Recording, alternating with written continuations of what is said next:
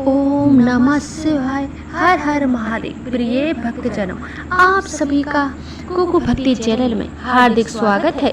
आप सभी का दिन शुभ हो और मंगलम हो और भगवान भोलेनाथ आप सभी पर सदैव अपनी कृपा बने रखें। आज की इस वीडियो में है अध्याय 2, सावन मास व्रत कथा अध्याय 2। तो प्रिय भक्तों, उससे पहले मैं आपसे एक रिक्वेस्ट करना चाहती हूँ कि इस अध्याय को आप पूरा सुनिएगा। अगर आपको वीडियो अच्छी लगती है तो एक लाइक अवश्य कीजिएगा और अगर आप नए हैं तो इस चैनल को सब्सक्राइब कर लीजिएगा। तो भगवान शिव बोले, हे महाभाग सनत कुमार, तुमने मुझसे जो सावन मास के विषय में पूछा है वह अत्यंत ही उचित और पुण्यकारी है। तुम्हारी भक्ति, विनम्रता और श्रद्धा देकर मैं बहुत प्रसन्न हूँ। तुम्हारे मन में कोई भी दृश्य नहीं है, इसी कारण तुमको सबके प्रिय भी हो। मैंने तुम्हारे पिता ब्रह्मा जी के एक मस्तक काटा था, फिर भी तुमने मुझसे कोई भी बैर नहीं रखा। ये तुम्हारी मानता है, इसीलिए मैं तुम्हें सावन मास का पूरा महत्व सुनाऊंगा। ध्यान लगाकर सुनना। हे योगियों, मैं श्रेष्ठ मनुष्य को चाहिए कि सावन मास की नियम पूर्वक व्रत करें। विशेष रूप से रक्त व्रत दिन में उपवास, रात को भोजन करें और रात को रुद्राभिषेक करें। रोज रुद्राभिषेक करें।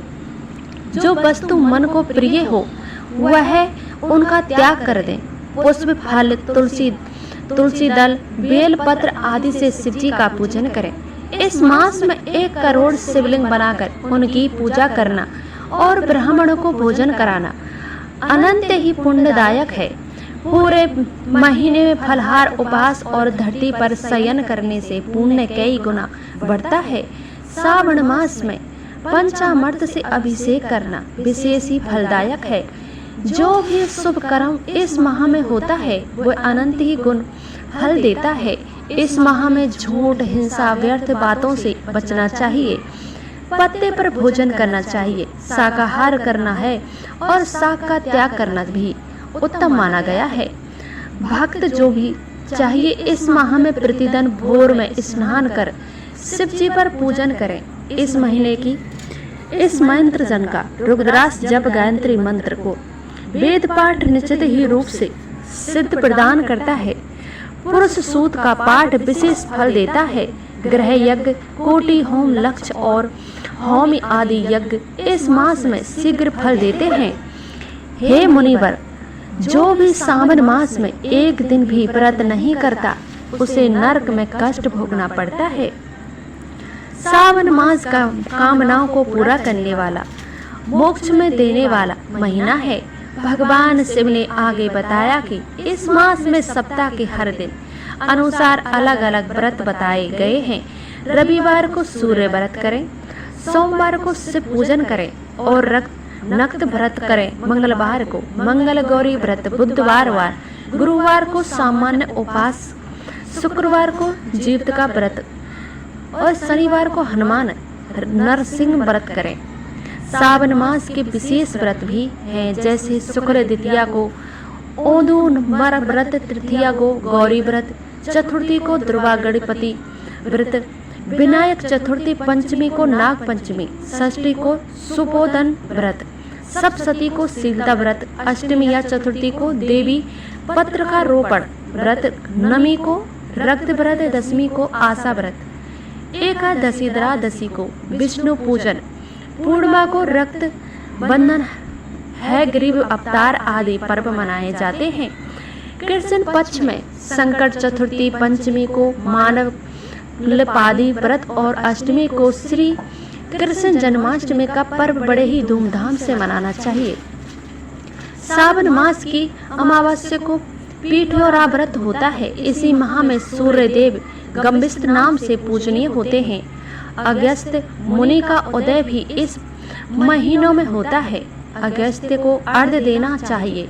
सावन में वर्जित चीजें, सावन में शाक, भाद्रपद में दही का, अश्विन में दूध का और कार्तिक में दाल का त्याग करना चाहिए। अगर कोई भी सभी मासों में ना कर पाए तो सिर्फ सावन में ही शाक का त्याग करके पुण्य फल पा सकते हैं।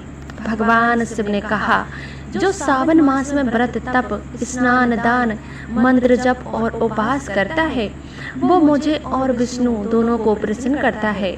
मेरे और विष्णु में कोई भेद नहीं है। जो भेद करता है वह दुख पाता है। इसीलिए हे सनत कुमार, सावन मास में पूरी श्रद्धा से धर्म आचरण करो। पहले की बात है कि रात नगर में एक ब्राह्मण रहता था जो अज्ञानी दरंदत रस बेचने वाला तथा वैदिक धर्म से विमुख था। वह स्नान संध्या आदि कर्मों से भ्रष्ट हो गया था। वह वेश्यावत और तत्पर रहता था। उसका नाम था देवराज और वह अपने ऊपर विश्वास करने वाले लोगों को ठगा करता था।